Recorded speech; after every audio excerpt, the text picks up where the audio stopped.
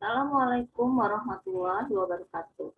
Kali ini saya akan menjelaskan tentang konsep dasar kegawatan maternal neonatal. Tujuan pembelajaran yaitu mahasiswa mampu memahami konsep kegawatan maternal neonatal, kemudian memahami tentang penata laksanaan awal terhadap kasus kegawat daruratan kebidanan atau obstetri, memahami pengkajian awal pada kasus kegawat daruratan kebidanan secara cepat, dan memahami bagaimana peran perawat pada kegawat daruratan maternal neonatal. Nah, kita awali dengan konsep kegawat daruratan maternal neonatal. Secara pengertian, kegawat daruratan adalah kejadian yang tidak diduga atau terjadi secara tiba-tiba, seringkali merupakan kejadian yang berbahaya. Kegawat daruratan juga dapat didefinisikan di mana terjadi sesuatu situasi yang serius dan kadangkala berbahaya yang terjadi secara tiba-tiba dan tidak terduga dan membutuhkan tindakan segera guna menyelamatkan nyawa atau jiwa.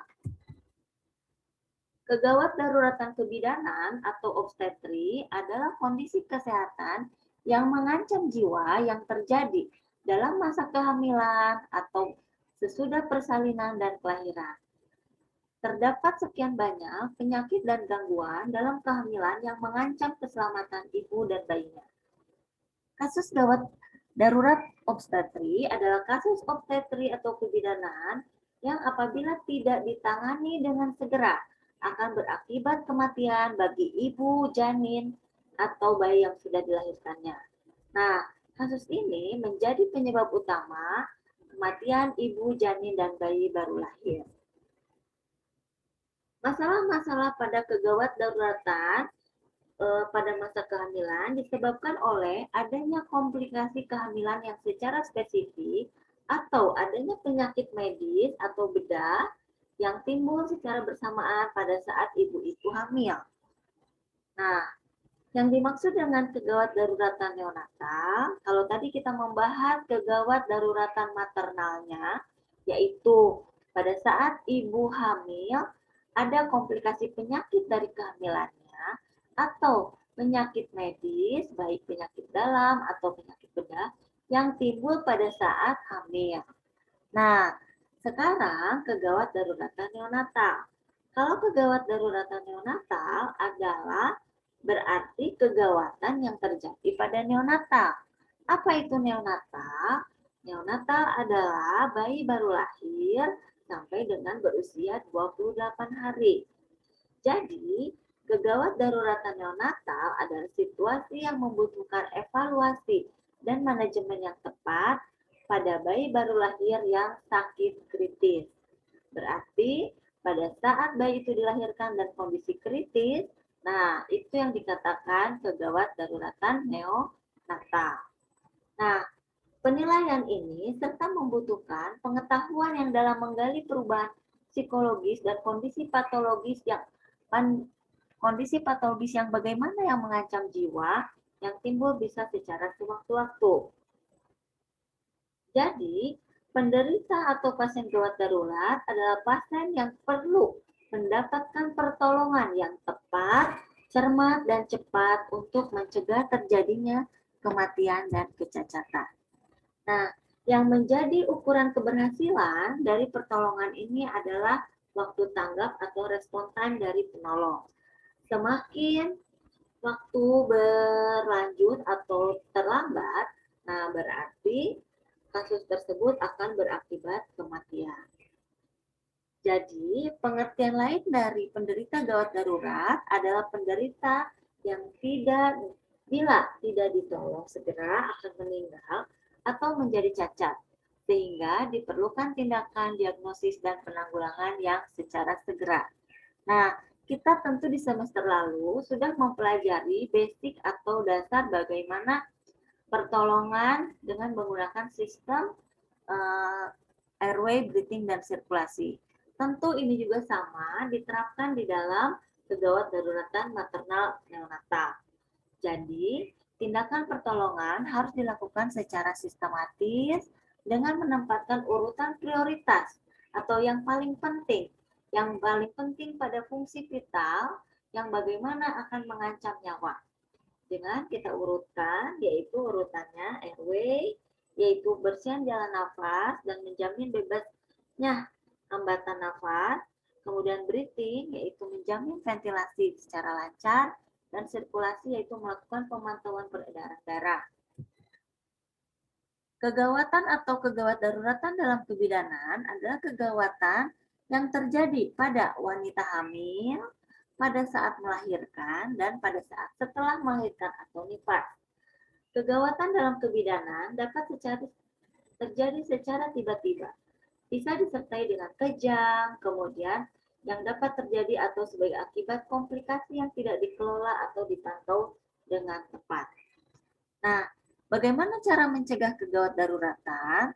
Tentu cara mencegah terjadinya kegawat daruratan adalah dengan melakukan perencanaan yang baik, dengan mengikuti panduan yang baik, dan melakukan pemantauan yang terus-menerus terhadap ibu atau klien. Cara merespon kegawat daruratan.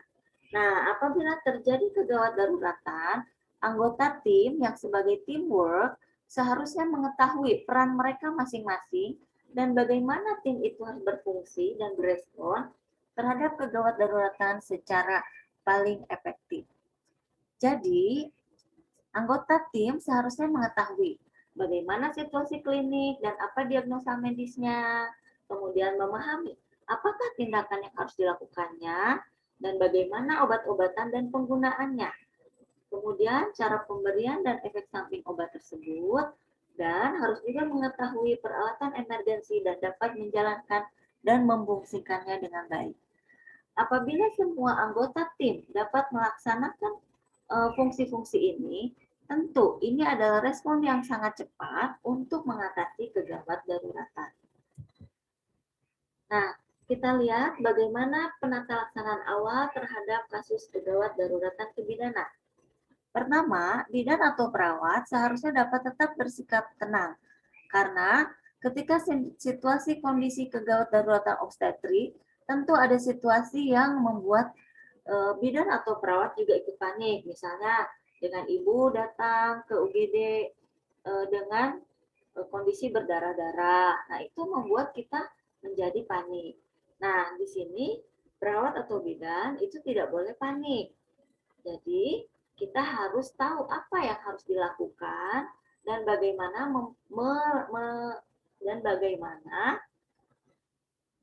merespon kegawat daruratan tersebut. Kemudian yang paling penting jangan membiarkan ibu sendirian tanpa penjaga atau penunggu. Karena kita harus bisa terus memantau keadaan ibu, karena contohnya misalnya bisa saja terjadi secara tiba-tiba ibu itu terjadi penurunan kesadaran, ibu itu akan terjadi kejang, dan atau misalnya bahkan bisa jatuh dari tempat tidur karena ibu misalnya melakukan gerakan-gerakan yang tidak terkoordinasi. Nah, bila tidak ada petugas lain, kita tidak boleh meninggalkan ibu itu sendirian. Jadi kita harus bisa berteriak untuk meminta bantuan, baru kita bisa pergi meninggalkan kalau akan mengambil alat. Ya, jadi ibu tidak boleh ditinggalkan secara sendirian. Nah, jika ibu dalam kondisi tidak sadar, misalnya pada kasus preeklamsi atau kasus eklamsi di mana sudah terjadi peningkatan tekanan darah dan disertai dengan adanya kejang dan adanya penurunan kesadaran, maka lakukan pengkajian jalan nafas secara cepat. Ya, jadi kita lakukan pengkajian jalan nafas, pernapasan, sirkulasi dengan cepat. Jika kita mendapati ibu yang dicurigai adanya shock, yaitu dimulai dengan adanya peningkatan nadi atau tahikardi, adanya penurunan tekanan darah, kemudian adanya akal dingin, tidak BAK. Nah, ini berarti ada tanda-tanda shock. Kita mulai segera tindakan membaringkan ibu miring ke arah kiri dengan bagian kaki ditinggikan. Nah, kenapa harus miring ke arah sebelah kiri? Tidak boleh ke sebelah kanan. Karena dengan kita memiringkan sebelah kiri, tentu kita akan memberikan ruang kepada atrium kanan untuk memasukkan darah dari vena seluruh tubuh. Nah, kita bayangkan kalau kita baringkan ke sebelah kanan, vena itu akan tertimpa ya oleh berat badan ibu, sehingga vena cava itu akan kesulitan mendapat aliran darah. Ya, karena vena itu tentu kita berbeda dengan arteri. Kalau arteri itu kan tekanannya kuat, karena itu berasal dari jantung. Tetapi kalau vena itu tekanannya agak lemah, karena berasal dari seluruh tubuh. Jadi kita tidak boleh membebani vena cava superior dan inferior untuk memasukkan darah ke atrium kanan untuk memulai proses sirkulasi. Nah, juga dengan kita harus meninggikan kaki. Kenapa kita harus meninggikan kaki? Supaya meringankan beban jantung untuk melakukan sirkulasi. Kemudian kita juga melonggarkan pakaian yang ketat seperti BH ya atau bra. Kemudian tetap ajak ibu dan atau klien dan bantu ibu atau klien untuk tetap tenang. Karena dalam kondisi seperti ini, ibu tentu akan bersikap panik ya. Kemudian lakukan pemeriksaan dengan cepat meliputi tanda-tanda pita, warna kulit, dan perdarahan yang keluar. Kita lanjutkan dengan pengkajian awal pada kasus kegawat daruratan kebidanan secara cepat.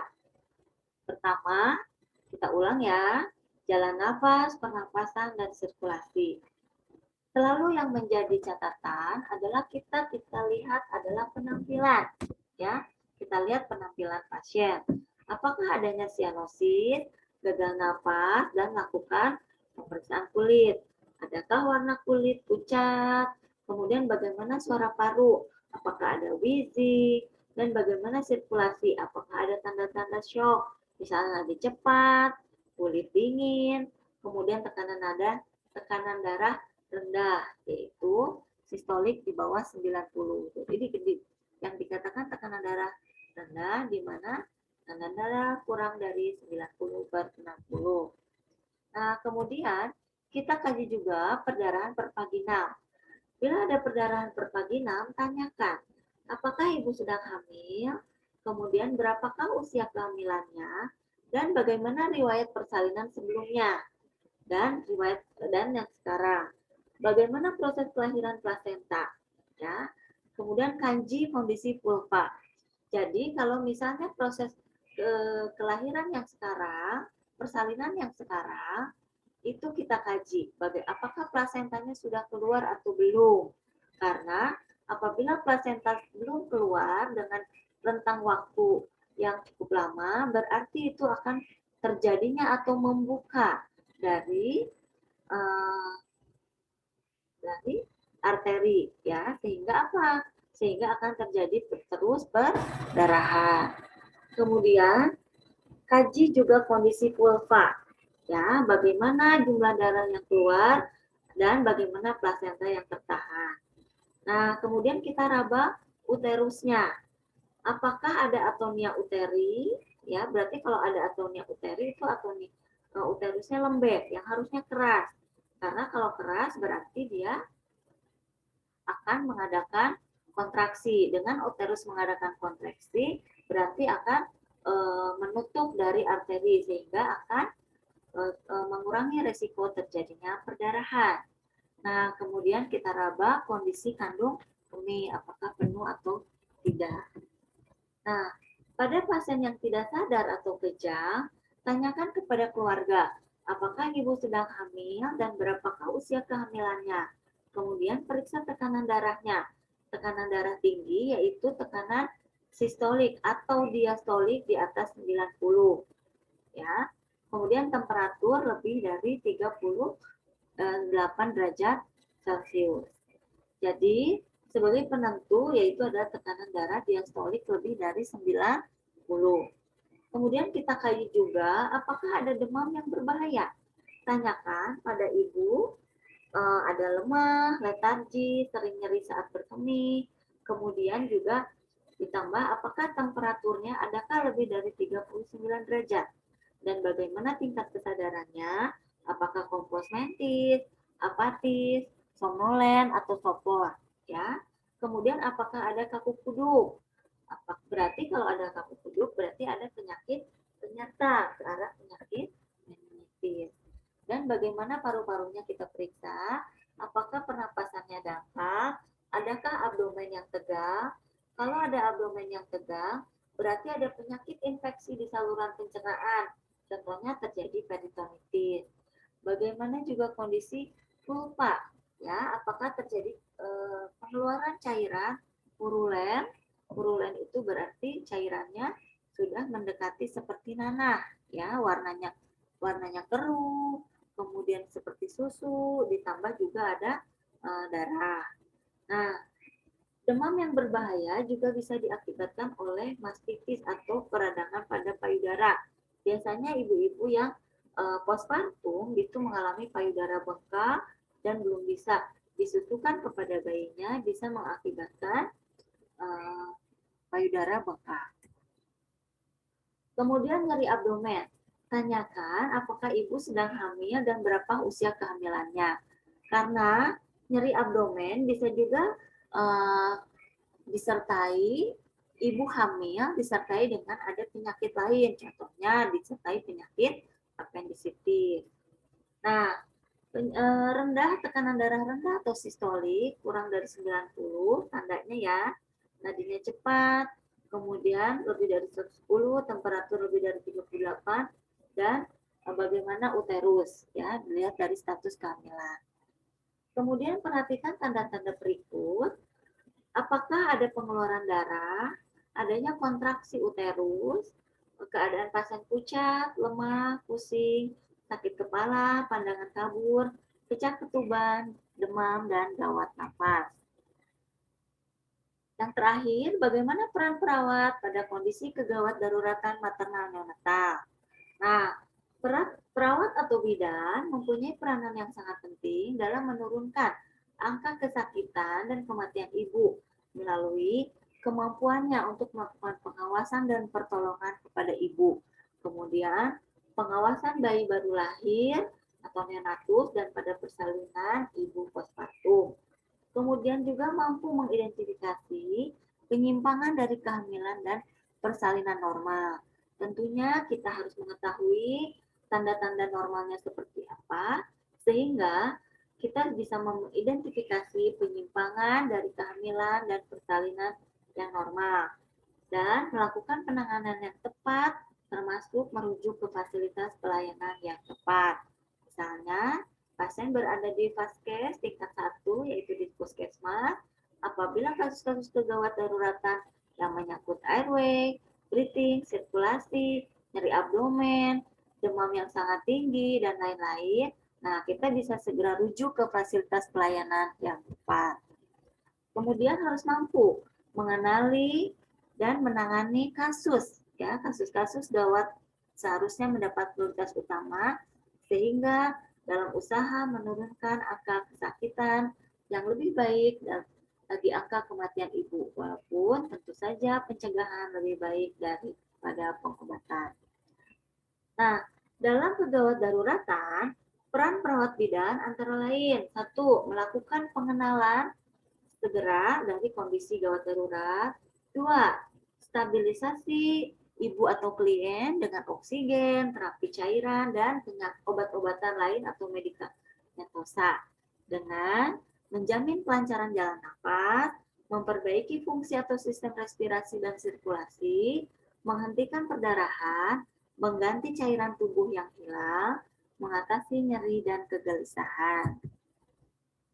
Kemudian di tempat kerja, menyiapkan sarana dan prasarana di kamar bersalin, yaitu kita siapkan radian warmer atau lampu pemanas untuk mencegah kehilangan panas atau kondisi hipotermia pada bayi, menyiapkan alat resusitasi atau resusitasi kit untuk ibu dan bayi, menyiapkan alat pelindung diri, dan menyiapkan obat-obatan emergensi. Kemudian, keterampilan klinik yang harus dimiliki yaitu harus mampu melakukan resusitasi baik pada ibu dan pada bayi dengan peralatan yang berkesinambungan. Peran dan organisasi sangat penting di dalam pengembangan sumber daya manusia untuk meningkatkan keahlian. Jadi, bidan, perawat terus dilatih supaya dapat melakukan resusitasi pada ibu dan bayi. dengan menggunakan alat-alat yang berkesinambungan. Kemudian mampu memahami, ya, keterampilan kliniknya, memahami dan mampu melakukan metode efektif dalam pelayanan baik untuk ibu, bayi baru lahir, yang meliputi making pregnancy safer, membuat kehamilan lebih aman, kemudian dengan safe motherhood, bonding attachment, inisiasi menyusui dini, dan lainnya. Jadi, bagaimana safe motherhood, menjaga keamanan ibu, bayi baru lahir dan bayi baru lahir dengan meningkatkan bonding attachment-nya, ikatan antara ibu dan bayinya, dan inisiasi menyusui dini, dan lain-lain. Nah, sebagai kesimpulan kali ini, pertama, kegawat daruratan adalah kejadian yang tiba-tiba, ya, tidak diduga, tiba-tiba, seringkali merupakan kejadian yang berbahaya. Nah, kemudian kegawatan obstetri apa sih? Kegawatan obstetri adalah kondisi kesehatan yang mengancam jiwa yang terjadi dalam kehamilan atau selama dan sesudah persalinan dan kelahiran. Kemudian, kegawat daruratan neonatal, situasi yang membutuhkan evaluasi dan manajemen yang tepat pada bayi baru lahir yang sakit kritis, yaitu sampai dengan usia 28 hari, yang membutuhkan pengetahuan dalam mengenali perubahan psikologi dan kondisi patologi yang mengancam jiwa yang bisa saja timbul sewaktu-waktu. Kemudian, kesimpulan berikutnya adalah tindakan pertolongan yang harus dilakukan secara sistematis dengan menempatkan prioritas pada fungsi vital dan sesuai urutannya, yaitu RW, breathing, dan sirkulasi. Kemudian, cara mencegah terjadinya kegawat daruratan adalah dengan melakukan perencanaan yang baik, kemudian mengikuti panduan yang baik, dan melakukan pemantauan yang terus-menerus terhadap ibu atau klien. Apabila terjadi kegawat daruratan, anggota tim harus mengetahui peran dan bagaimana tim seharusnya berfungsi untuk berespon terhadap kegawat daruratan secara paling efektif. Kemudian, perawat atau bidan seharusnya tetap tenang, jangan panik, dan jangan membiarkan ibu sendirian tanpa penjaga atau penunggu. Bila tidak ada petugas lain, berteriaklah untuk meminta bantuan. Jika ibu tidak sadar, lakukan pengkajian secara cepat, baik jalan napas, pernapasan, sirkulasi dengan cepat. Kemudian jika dicurigai adanya shock, mulai dengan memiringkan ke sebelah kiri, meninggikan kaki, dan melonggarkan pakaian. Kemudian ajak ibu bicara dan bantu klien untuk tetap tenang. Lakukan pemeriksaan jangan cepat, meliputi tanda vital, warna kulit, dan perdarahan yang keluar. Dalam kegawat daruratan, peran ibu melakukan pengenalan, stabilisasi, dan bagaimana persiapan di tempat kerja dan harus wajib memiliki keterampilan klinik. Demikianlah kuliah tentang konsep kegawatan maternal neonatal. Silakan Anda pahami dan silakan untuk bertanya. Terima kasih. Assalamualaikum warahmatullahi wabarakatuh.